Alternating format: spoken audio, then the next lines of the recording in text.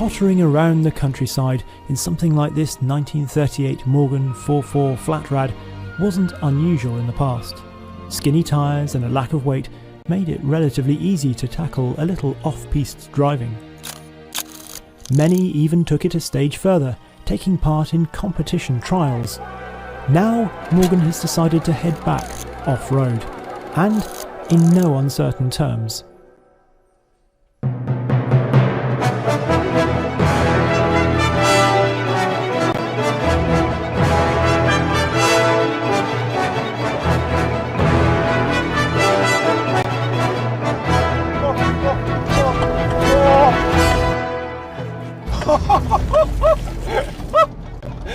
Things I never thought I'd do in a Morgan. That's insane. That really is every bit as steep as it looks.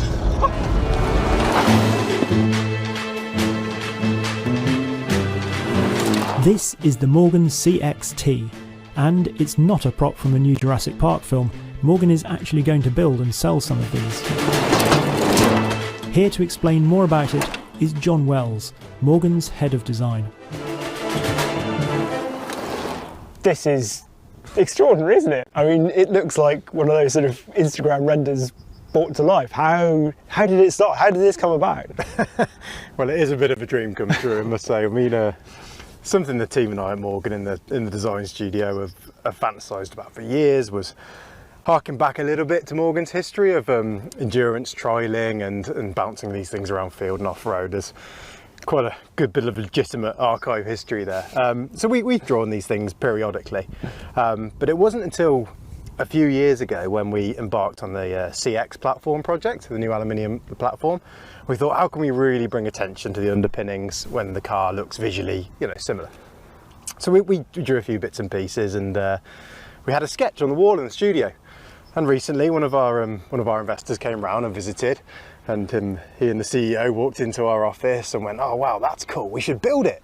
And sort of walked off, and we all looked at each other and went, "Do you think he's serious?" And then before we knew it, we were meeting up on a Saturday morning with some Dakar experts, an amazing outfit called Rally Raid UK, and they were sat in our studio and we were talking around the sketches. We had our investors there and our CEO, and we just decided to do it. There was no focus groups, no big validation committees. We just thought. So it wasn't the case that you sort of thought, right, Morgan has to do an SUV, and this is what you ended up with. It was absolutely not, and that's not a word we associate even remotely with it. This was about, I don't know, Morgan cars are very much about an experience, right? It's about doing something different, having great fun doing it. And I think, especially at the moment, that sense of people wanting adventure and experience, that's what this is focused on. It's not a competition race car. It's not going to do the Dakar Rally, but it is a legitimate adventure vehicle. And it is designed to perform as well. And that's where Rally Raid came into play. Yeah. Right, let's get on to some of the specifics about this. Shall we just start from the front and work through to the rear? So I suppose the easiest thing is to say what still exists from a Plus 4. Okay, so outwardly the nose cone is untouched, and so are the doors. Otherwise, we've touched everything on the bodywork. Underneath the car, it's probably a good place to start at the front. It's based on our Plus 4, so it's a B48 BMW engine, manual gearbox, 2 litre. It's a turbocharged engine. It's exactly the same as we use in our road-going Plus 4. Yeah. And that lives within the CX platform, which is our aluminium bonded, riveted platform. We should say that it's not a typo. It's not, because some people might think, well, it should be XC, cross country and all that. No, it's CX. The sort of 110 years kind of platform. It's marketing spiel, Roman numeral play on 100 years. And the T stands for 110, and the T stands for trialing. So that's the hark back to the trialing. The trialing play. 110 years of Morgan trialing. So that's the CXT platform, and that has been pretty well untouched, and that's quite important for us. We wanted to show what the thing can do, but then that's when it all starts changing a little bit. So in the corners, we borrowed the wishbones from a Plus 6, the wider body car, to give us that extra articulation.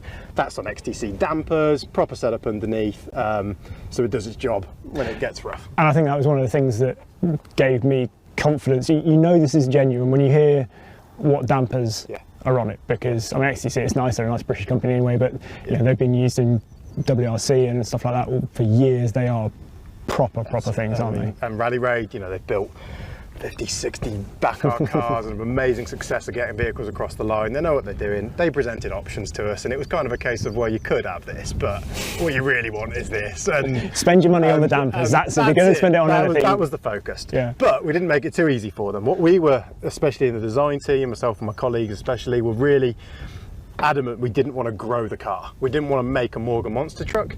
Morgan's quite a USP actually at the moment is that we still build sweet little British sports cars. They're narrow and they're slight and they're light, and we didn't want to lose that identity, so we wouldn't budge a millimetre on the track. So this car is still the same footprint as a Plus 4, and that was really important to us. And actually we used the opportunity to get a few things across the line. So it's a nightmare for the fabricators welding these headlight pods on, but we just wanted them a bit closer together, just to pinch that nose a little bit. So it's definitely a small British car. But then you can see on the front, we have protected it. Yeah. So there's a big 6mm steel under tray on the front of the car. We did a shakedown here in this quarry a couple of months ago, and I'd never sat in this before, and there's a chap at Rally Raid, guy called Beatty, really experienced driver, took me out, and I'm not a nervous passenger, but I was sat in there like, I don't need to be here, I've got kids, you know, this is scary. But there was at one point, he took us off the edge of this flipping cliff, and there was a boulder there, 16-inch across, and I went, you know, that's game over, it's been fun, see you later guys, and it just exploded and the car carried on. So, yeah. All the business at the front end for that. Yeah. Lots of little touches you'll see on the cooling, so really worked out the under air management. The idea is these can go and do a classic Rally Raid in sort of Morocco or something in the deserts, and inside getting the airflow right was key. So we've got these. That's it. Extra intakes build up some pressure on the lower part of the radiator. It's split inside. You can see behind the mesh to send more over the bonnet, and you'll notice at the back the bonnet's lifted an inch just to manage some of that air out. Each bonnet, as you know, at Morgan is entirely handmade to fit, so our craftsmen are hand beating the panels in a slightly different orientation around the bonnet area, and even the louvers are laid out slightly differently. And we've got some sort of like saddlebags on each side. That one is so for storage. This one isn't. Well, this is your towing extraction equipment. Yeah. This is your snatch ropes and things. And that side, that's actually a big desert spec air filter. It's got sort of easily to stow away replaceable cartridges you can take inside the vehicle, but I mean the Rally Raid guys will tell you more about it. Essentially, I think you can be under the sand and it still breathes. Yeah. So that's extra air filter capacity on the outside. And then wheel arches completely cut out, so you can see they're much more open now to allow for the articulation on the travel there. Are the owls of any significance? So the owl is a little bit of a. This is actually widely unknown. I don't think we've ever talked about the owl. Okay. You could call it our cloverleaf. It's our insignia that it represents. This is a car that's come from the design team. You would never see this on a production car. You'd probably not see it on a customer's car. This is a car that's special to us. And at Morgan, we have a largely unknown mascot. There's an owl that's lived above the PDI bay where customers come to collect their cars, a stuffed owl. And he's lived there forever. No one really knows where he came from. He's a bit of a mythical Morgan creature. And he looks over all the cars. You know, he's almost the overseer. Yeah. And we just thought it was a really nice representation of, essentially he lives there to stop pigeons coming in and, opening themselves up on top of the bonnet. So, the owl is there as a bit of a protecting mascot to Morgan, and for us it's, it's the mark of approval on a Morgan designed car. Excellent. Oh, that's really nice. Lights, spot lamps up here. Yeah, big so spot lamps. What's been super cool here is we're approaching the car from an aesthetic design Morgan point of view. Rally Raid are approaching it purely from function. Every little detail's been considered. Spotlights, driving them on the road, people may consider that you shouldn't have them, you could get pulled over, so they've got the covers on them. You don't want these covers hanging around in the car, so we replaced the plastic covers for upholstered covers made out of nice leather. A little stowaway bag here to store them all. Little details like that make all the difference. On the top, your side screens, as you know on a Morgan, can be removed. We've got the extra replicated fixings, so we can lock them into place on top. Move rearward, you can see the shovels, the sand tracks, the pelly cases, everything's got a well-designed place. Yeah. After 10 days of driving across a desert, the last thing you want to do is faffing around with boxes and storage, and it's about just making the adventure easy and sort of organised. Yeah, and then obviously this T45 Yep, big T45 external cage. This drops through the new composite hardtop to hit an internal cage. It's not an FIA approved race cage, it's just adding safety, but also somewhere to hold everything and just strength. And it looks cool. And super useful. I mean, some of the clients that are investing in these cars, they want mountain bike racks on the top. One guy's taking his paddle boards and surfboards and things, and you know, it's all about that adventure. So you've got this big setup ready for accessories. Am I right? One guy's as well got mounting points to lift it onto a boat That's and right. stuff like That's that. right. There's some lifting points to load it onto a yacht and move it around the world to have trips and adventures. And then as we move down here, obviously the stuff we have got at the back, we've got these pelly cases Yeah, in here. that's right. So in terms of the equipment and things, a couple of pelly cases. So you were on a trip, you know, you've got limited access to what you can get. Everything needs to be easily pulled out, so these just slide out sideways. If we were to do an expedition with clients, you know, they may even have luggage waiting at the hotel. But the idea here is that you've got enough stuff to sort of get you to the hotel and be well prepared. There's a toolbox here that won't repair everything on the car, but everything that will stop you finishing your journey can be fixed with what's in this box. Really nicely curated and packaged. A couple of rotor packs here, fuel, water, and obviously spare tyres, jacks, and these are really cool little military grade sand boards just to sort of climb out of everything. Yeah, they are incredibly grippy, aren't they? That's, you should point out that the exhaust side exit is not just because it's cool, it's functionally as well, because it gives greater ground clearance, and I think sort of if you're reversing out of stuff as well, you don't want the exhaust pointing backwards. That's exactly to- right. You know, our first sketch, the radio guy telling us that needs to be on the side, the exhaust pipes off going backwards, and not a logic in that. Yeah. Price? So there'll be 7 of these, 7 client cars. It's hard to say how much they are. Everyone's a bit different. Some have got bike racks, some have got surfboards, like I say, lots of slightly different configurations, but you know, you could say 170,000 before the tax. Which, you know, pretty given much where these are positioned, but you can almost do the maths as you walk around with the pelly cases and the bits and pieces, and it sort of does make sense, we think, as a value proposition. Yeah, absolutely. Well, I think the thing that I really like is that from all the bits on it, you just look at it and think, I want to go on an adventure in it. It is that sort of ethos about it. So, No, yeah. that's exactly right. That's pretty much squarely where we're aiming it. So, right, time to go on an adventure in Wales then. The CXT is road registered, of course, but for today we're sticking to this varied and frankly fabulous off-road playground, which is hidden in the hills of North Wales. Although, if you squint a bit, This almost could be Africa somehow, all the bleached grass.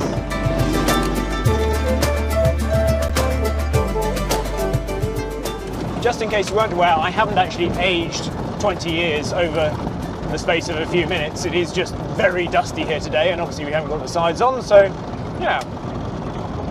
I have that explorer look, I think. Rather like it. It's the sort of Moss Jenks end of the Mille Miglia look. I've always fancied that rather. This has been designed so actually you can take this composite roof off and go completely al fresco.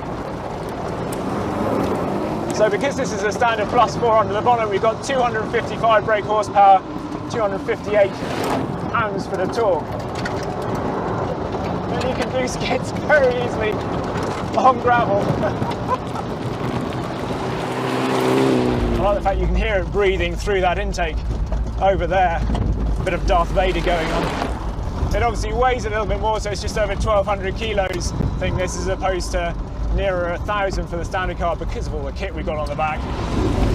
But it still dances around. We've got 125 mil of travel, which is not a huge amount.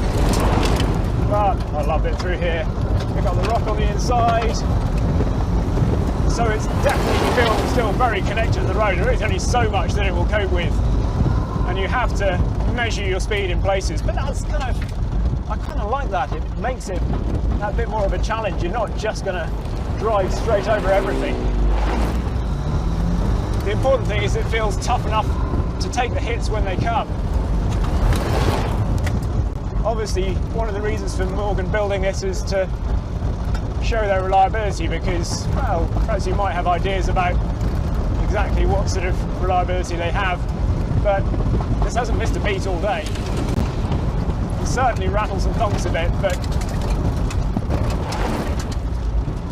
it's all stayed together. It's actually got a really nice balance to it. I feel happier sliding this around than the road version, to be honest. The fact that this has been developed with a proper Dakar outfit means that they've thought of all sorts of little things. So we didn't really talk about the interior of this, but obviously a lot of it is just normal Morgan. A lot of these dials and things you would find in a Plus 4, but we've got a phone mount there, a little sort of tucking away for all the cables in there. We've also got the light for map reading when you're going along.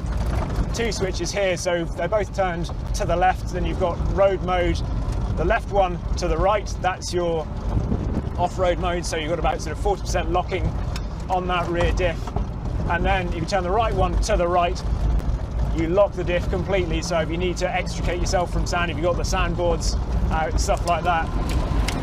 But it's other little things, so it's not just the mechanics that you're thinking about, it's the fact that, well, we've got obviously the first aid kit back there,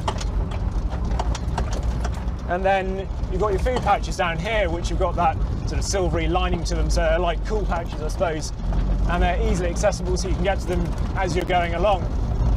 Equally, you've got the navigators sort of thing in there, so all your document pouch, which is removable, so if you're going through borders and stuff, keep that with you. Things like that they've really thought about. This is been designed to be used. It's not just a styling exercise or just a simple plaything. You can really see that they want people to go and have adventures in these. I hope they do. I know they're only building 7 customer cars, but I sort of hope they find a way to build some more, make it more of a production car, because I think more people really would enjoy this. It's a bit like people discovering gravel riding from road bikes. I think there's just a real appetite for that sort of thing, that sense of adventure, going off the beaten track. After all, Ariel certainly seems to have made the business case work for its Nomad, and the internet went wild for Singer's ACS, the Dakar-style 911. As for where you'd ever use it, well, Morgan is planning to organise trips to Morocco for the owners of the CXTs, and I've always fancied the idea of exploring the Strada Bianchi in Italy. Perhaps a jaunt from Peking to Paris could be attempted, or maybe you'll just enjoy confidently being able to use the overflow parking in a field.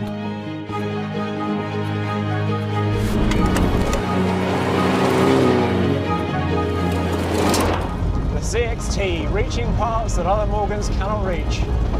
Oh, you feel those dampers start to work to get up more speed. It's got pretty good balance too, because you look at it and all that weight out the rear, you think, oh, how's that going to feel? But you can slide it around pretty well.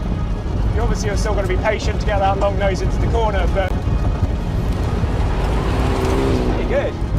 Well done, little car. And that's one of the things about this. You sort of form an affinity with it, a bond with it, because it's doing things that shouldn't be possible. It is, of course, a lot of money, but I like the fact that it didn't just remain as a pipe dream on a piece of paper on a design office wall. What's more, I rather hope that at least some of the learnings from the CXT's development might trickle down to other Morgans in the future. Like this, a slightly more affordable version might one day make it to the regular lineup. Here's hoping, because, like the bonkers three-wheeler, the CXT makes the automotive landscape a better, more fun place just for existing.